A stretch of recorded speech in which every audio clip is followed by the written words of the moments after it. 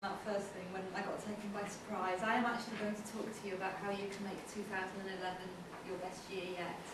But I'm just curious, I've been to a couple of meetings before and a couple of times speakers have talked about goals.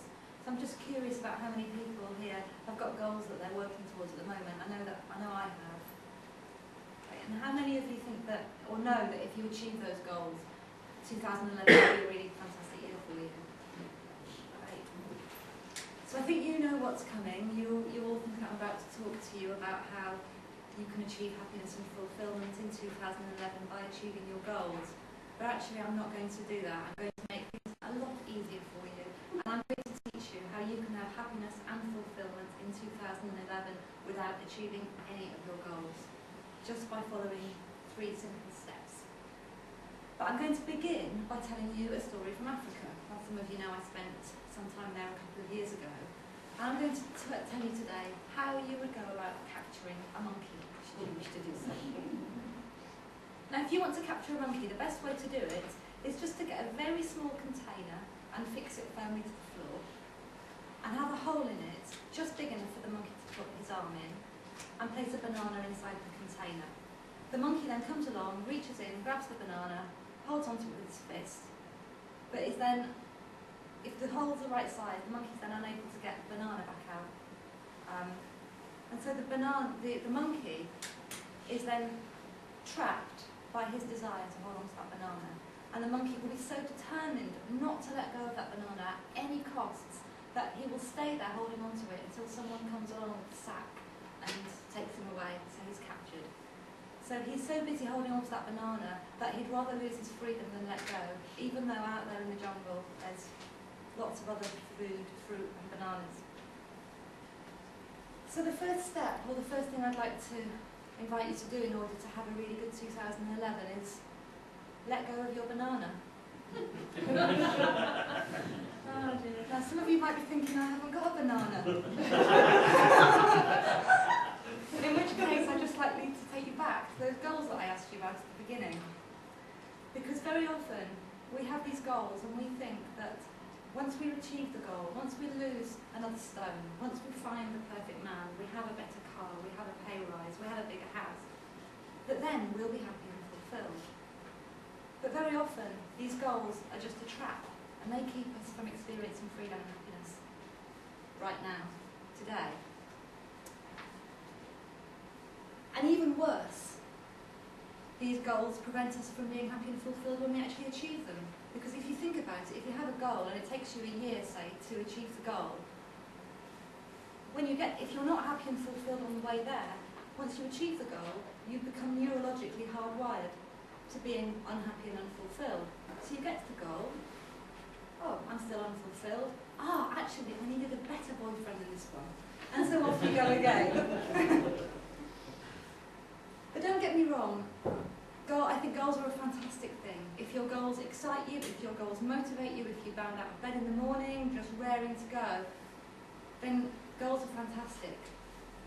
But a goal is only worth having if it improves the quality of your life right now. If your goal doesn't do that, if what your goal brings you on a day-to-day basis is stress and unhappiness, it's a banana, and you need to let go of it. The second step to having a happy and fulfilled 2011 is don't try to meditate. Now, as a yoga teacher, I follow yogic philosophy, but also not only yogic philosophy, but many other Eastern philosophies will teach that we already are bliss, we already have bliss and happiness within us. It's not out there in the world, something that we can strive, something that we can go and get. We already have this. Now, I wouldn't want to argue with 5,000 years of ancient wisdom, but if this is true, how can we feel so crap so much of the time? Now, the reason for this is actually our brains, which are fantastic pieces of technology, but just like iPhones, they have their problems.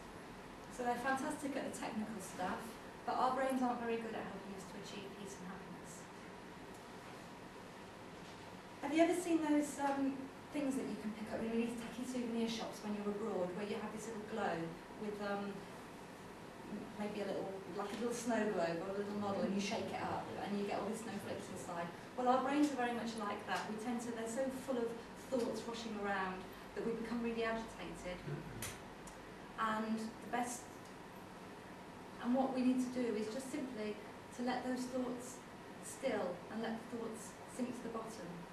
And what you find is that then you do achieve stillness and peace. And so what I'd ask you to do is to find 15 minutes every day as part of your daily routine to sit down, follow your breath, close your eyes and allow the thoughts to still. Now you might be thinking that sounds a bit like meditation, and I said don't meditate. The problem with meditation is people either think, oh, meditation, that's far too complicated, I can't possibly do that. Or they think, if I can meditate and I can completely clear my mind for half an hour every single day at 4:30 in the morning, I'll achieve bliss and enlightenment and I'll be peaceful, happy ever after.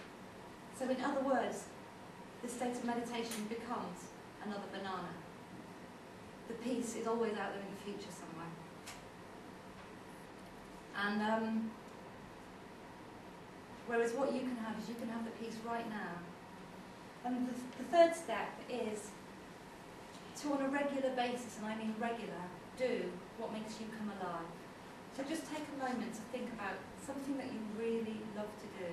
Something that when you're doing it, you're totally in flow, there's nowhere you'd rather be. Whether it's playing with your kids, whether it's kite surfing, playing music, walking on the beach, snuggling up with somebody that you love. And once you've got that thing in mind, just reflect on how long it is since you last did the thing that you really, really love. And if it was more than a month, or maybe 2 months ago, perhaps you're one of those people who says to yourself, when I get my banana, that's when I'm going to spend more time with my kids, that's when I'm going to write my novel, that's when I'm going to learn to dance the tango. And what I would say to you is if that's the case, then I would advise you to start doing the thing that you love regularly starting this week. And if you do those things, you let go of your banana, you find time every day to sit quietly, and you start doing what you really love on a regular basis, not at some point in the future, I guarantee 2011 will be your best year yet.